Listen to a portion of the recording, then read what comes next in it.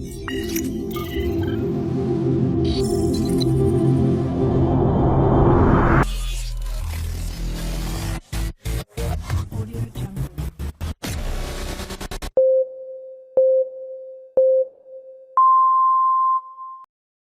good day everyone. My name is Joanna Kimdi Alcantara and in this video, we will learn kung paano nga ba ginagamit ang Seaborn sa pag-create ng graphs or charts para mas mabilis nating maintindihan ang isang data. Okay, first thing that we need to do, as you can see, naka-open na yung Python natin, kailangan muna nating i-install yung library na gagamitin natin, which is yung Seaborn. So, para ma-install siya, punta tayo sa Windows, search yung command or just CMD, okay, enter. Okay, again, itong nakikita natin sa screen, ito yung nagsaserve as parang app store ni Python. So, ita-type lang natin dito yung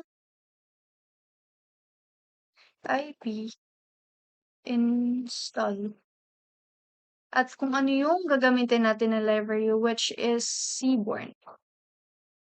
So, ganyan natin siya i-install. So, hindi ko na to i-enter dahil yung Seaborn is already installed na dito sa laptop ko. Pinakita ko lang sa inyo kung paano nga ba nai-install ang library na kailangan natin gamitin sa pag-program. And make sure na naka-install ang library na gagamitin mo dahil kung hindi yan naka-install ay hindi gagana ang program natin. Okay? If naka-install na siya, pwede na tayong mag-start. Okay, again, ang gagamitin nga natin na library is Seaborn. So, first thing what we need to do is i-import, syempre. Seaborn as SNS. Okay. Yung SNS, shortened term lang siya for Seaborn para hindi na siya isulat ng mahaba pa. And dito sa gagawin natin na program, kailangan din natin gumamit ng matplotlib. So, i-import na natin siya. Matplotlib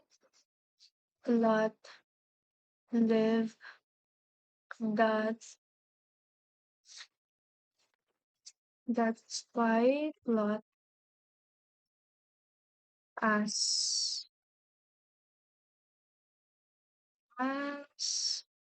ELT. Okay. So, dito sa program natin, ang pinaka-main focus niya talaga na library is matplotlib. So, gagawa tayo dito ng graph wherein ginagamitan din siya ni Seaborn. Si Seaborn kasi parang siya yung nagsaserve as enhancer ni matplotlib. So, si matplotlib, siya yung pinakang base or foundation na for plotting libraries in Python.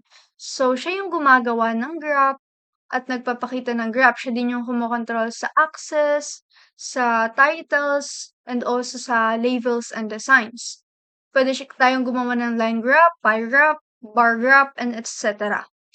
And si Seaborn naman, it is a built on top of matplotlib. Just like what I have mentioned, si Seaborn is parang ine-enhance niya or mas pinagaganda yung graph na nagawa ni matplotlib.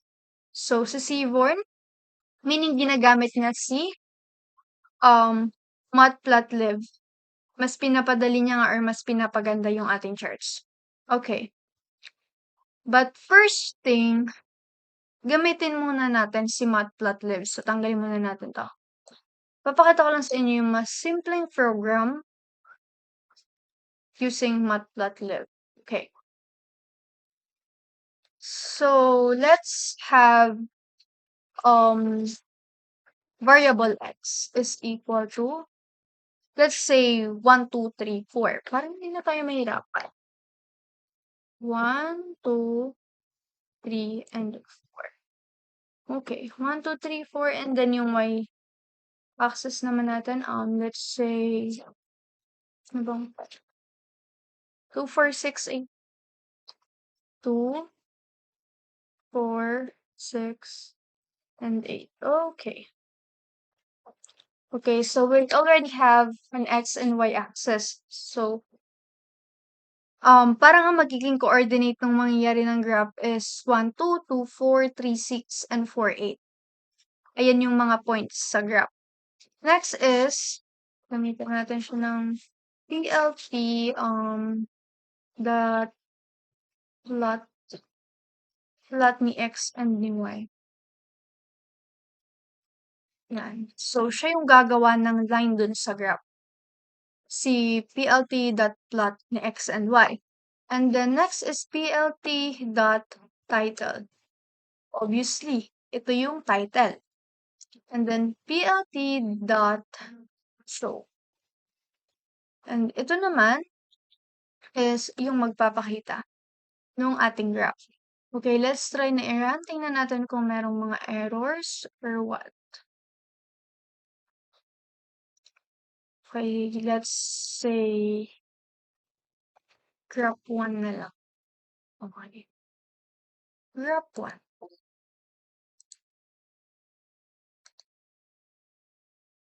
Tayin lang natin. Ayun. Oh.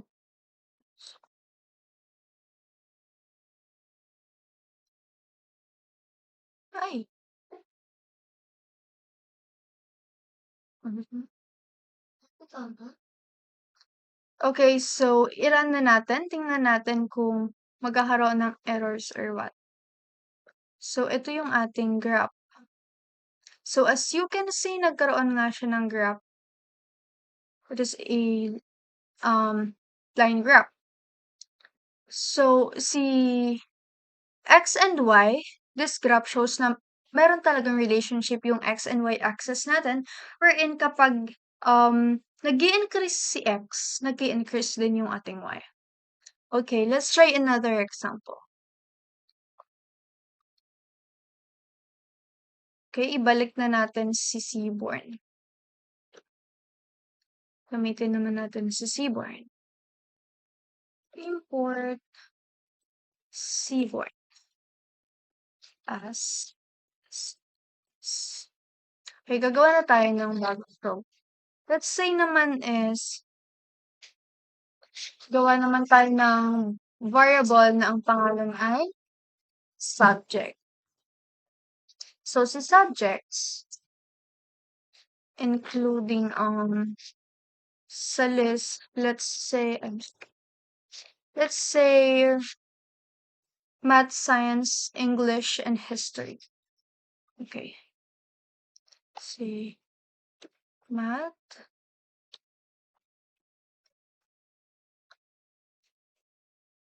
science, English, I'm sorry. Okay, English, and the last one is history. Okay. Sorry. Okay. So, ayun yung subjects natin. And let's create another variable. Siya naman yung scores.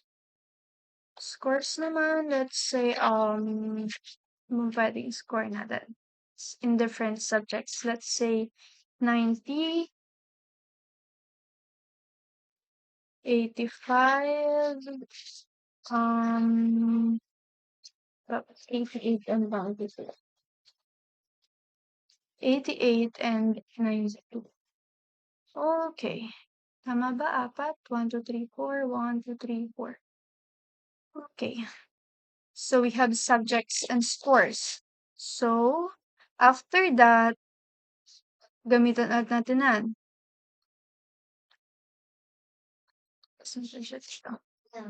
Pero papalitan na natin siya magiging bar plot na hindi na siya line graph.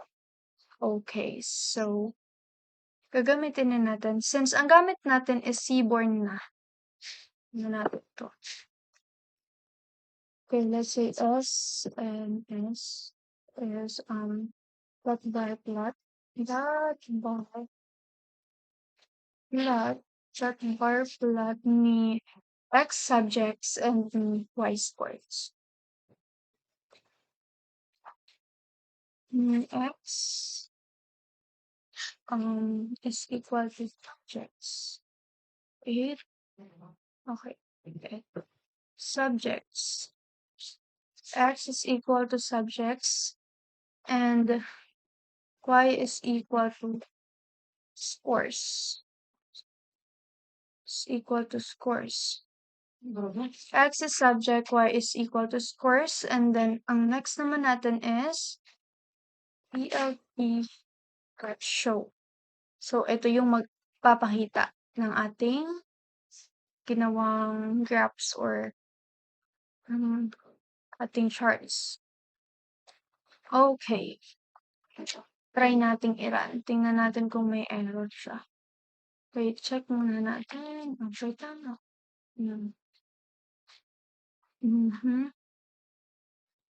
Okay. Run na natin. Tingnan natin kung tama ba ang ating pinagkagagawa. Okay. Dito makikita natin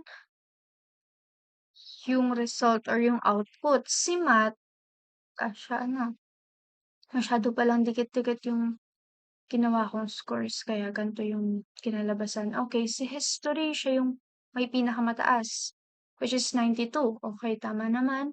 And then ang pinakamababa natin is si science, which is 85. Okay, tama. Okay, laruin natin. Tingnan natin kung mababago siya. Let's say,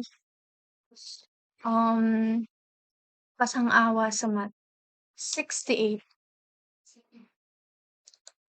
Tapos 80 sa English. I-run natin. Tingnan natin kung mababago siya. Okay, wait lang. Ayun. Ayan, as you can see sa ating output, yung math na yung pinakamababa, which is naging 68 na siya. And ang pinakamataas pa rin niya is yung history kasi hindi naman natin binago. Okay, so, itong mga functions na pinakita ko sa inyo is mga examples lang to na pwede natin gamitin sa Matplotlib or ng Seaborn. Marami pa yung functions, pwede nyong i-explore, pwede nyong i-try. Pero ito yung mga basics and mga kailangan talagang gamitin pag gagawa ka ng charts or ng graph. Ayun lang for today's video.